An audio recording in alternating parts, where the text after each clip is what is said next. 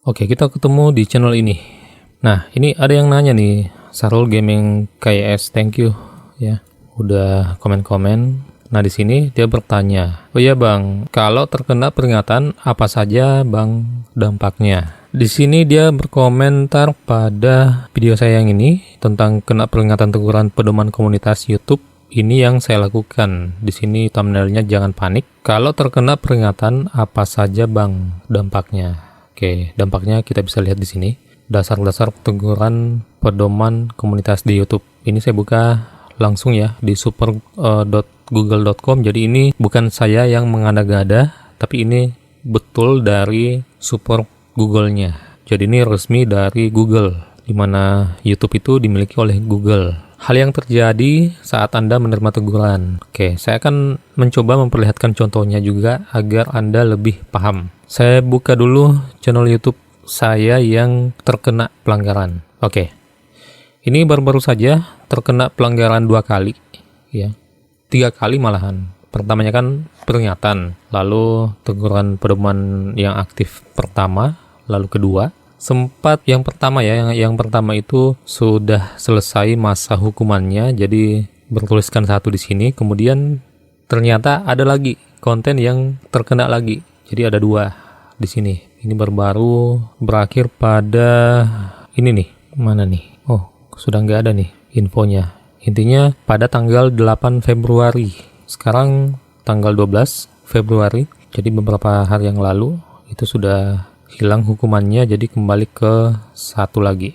Hal yang terjadi saat Anda menerima teguran. Sebelum kita ke teguran pertama ini, saya ingin menjelaskan dulu dari pengalaman saya. Konten yang kita upload, kalau kita upload itu kan ada centang-centangnya ya, bilang sesuai iklan, yang sudah monetize, atau yang satunya itu centang bahwa tidak ada pelanggaran yang dilanggar ya dari konten itu yang kita upload. Itu belum final atau belum finish.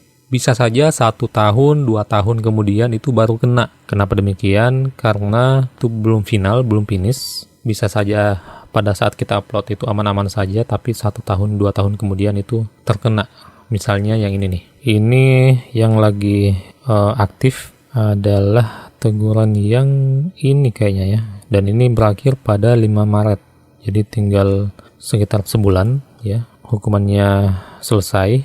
Nah, di sini kontennya itu sebenarnya kontennya 3 tahun yang lalu yang terkena, baru kena pada saat 5 Desember 2022. Itu saya upload di 2019 ya. Pokoknya 3 tahun ya. Jadi apa yang kita upload itu belum tentu itu aman. Apalagi buat Anda yang mengupload tentang hal-hal yang bisa saja merugikan perusahaan, misalnya cara membobol wifi, itu jangan tuh ya. Walaupun di internet masih banyak kontennya yang ada, tapi suatu saat itu akan terkena.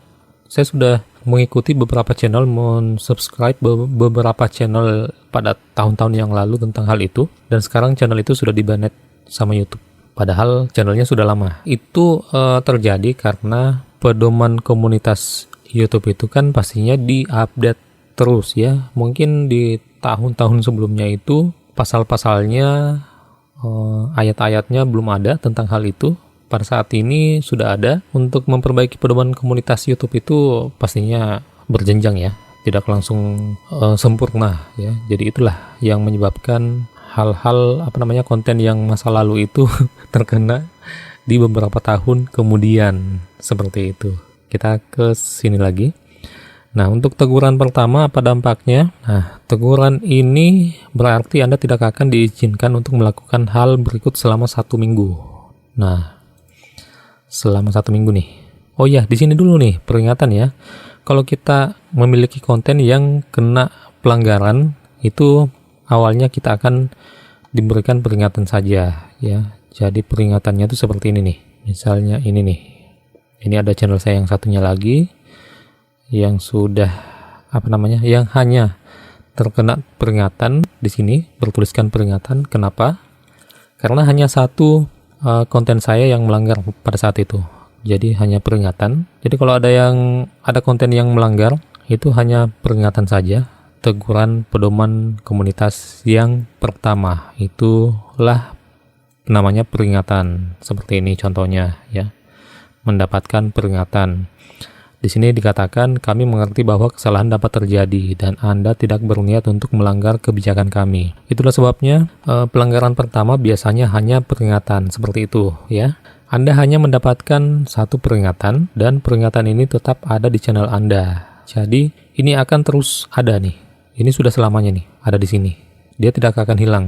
Misalnya ada pelanggaran hak cipta yang didapatkan dari channel ini lagi, itu masuk ke 1 seperti yang tadi ya. Kita lanjut ke yang tadi, yang ini ya. Dia bertuliskan 1 di sini. Kalau kita terkena lagi, kita lanjut. Jika konten Anda kembali ditemukan melanggar pedoman komunitas, Anda akan menerima teguran. Terkadang saat kasus penyalahgunaan berat akan mengakibatkan penghentian channel tanpa peringatan. Itu bisa terjadi ya, kalau misalnya terlalu sadis. Namun jika menurut Anda kami telah melakukan kesalahan, Anda dapat mengajukan banding terhadap peringatan tersebut. Jadi kita masih bisa banding ya. Oke, itu peringatan. Kita menuju ke teguran pertama. Yang ini nih. Nah, kita lihat di sini dulu. Saya klik ini. Teguran pertama seperti ini bentuknya.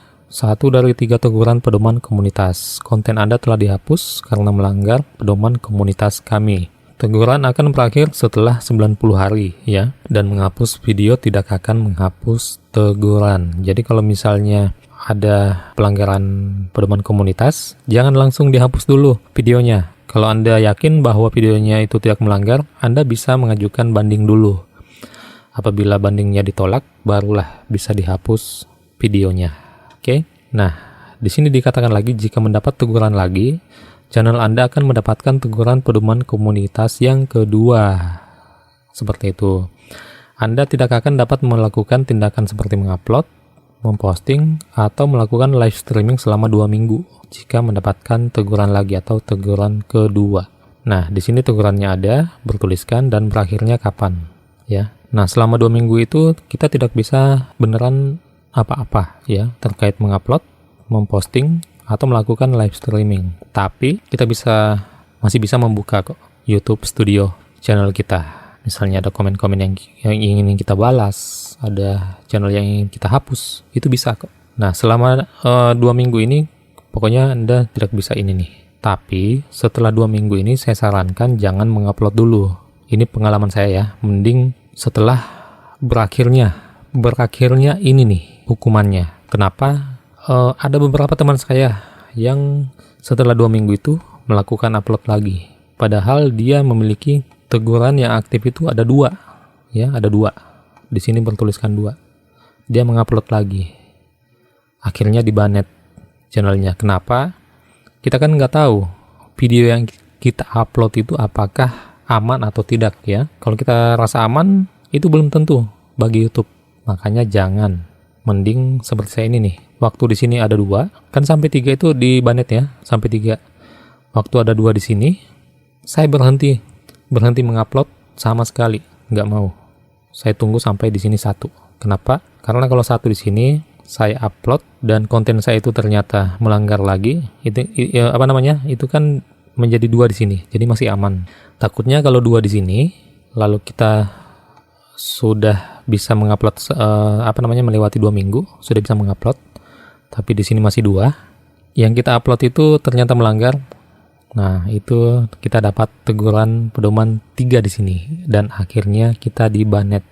Ya, ingat, sampai 3 di sini itu channel kita dibanet permanen, dihapus permanen di YouTube. Makanya saya biasanya seperti itu. Kalau 2 di sini saya tidak mengapa-ngapain channel itu. Malahan saya coba menghapus konten saya yang lalu-lalu, yang sebelum-sebelumnya, di tahun-tahun sebelumnya itu saya periksa, yang tidak saya yakin saya hapus.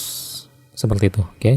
Dan kita lanjut. Teguran pertama itu di sini dikatakan berarti Anda tidak akan diizinkan untuk melakukan hal selama 1 minggu, yaitu mengupload, live streaming, story. Selain itu, memulai live stream terjadwal, menjadwalkan video untuk ditayangkan secara publik, membuat primer, nggak bisa juga ya. Menambahkan cuplikan ke primer atau live streaming mendatang, nggak bisa juga. Membuat thumbnail custom atau postingan komunitas, iya, ini nih yang nggak bisa ya. Ini nggak bisa nih.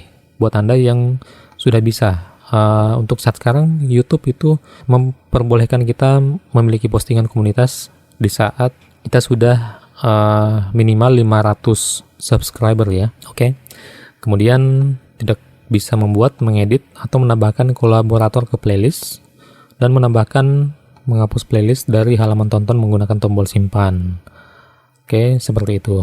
Konten publik terjadwal Anda disetel ke pribadi selama masa penalti.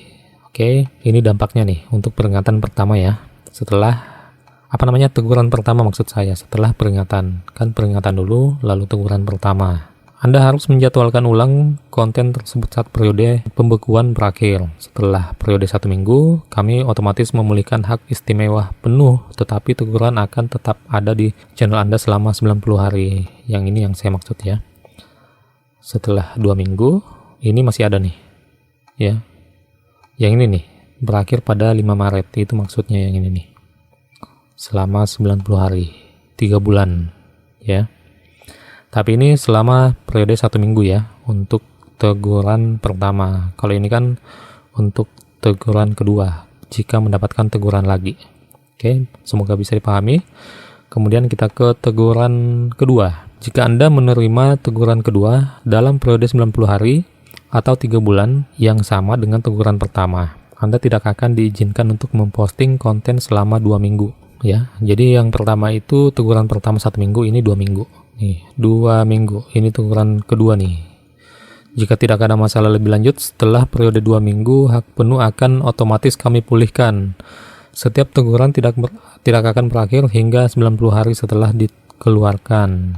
Seperti itu ya. Jadi menunggu sampai 90 hari. Itu untuk teguran kedua. Untuk teguran ketiga, jika Anda menerima 3 teguran dalam periode 90 hari yang sama. Jadi ini 90 hari yang sama ya.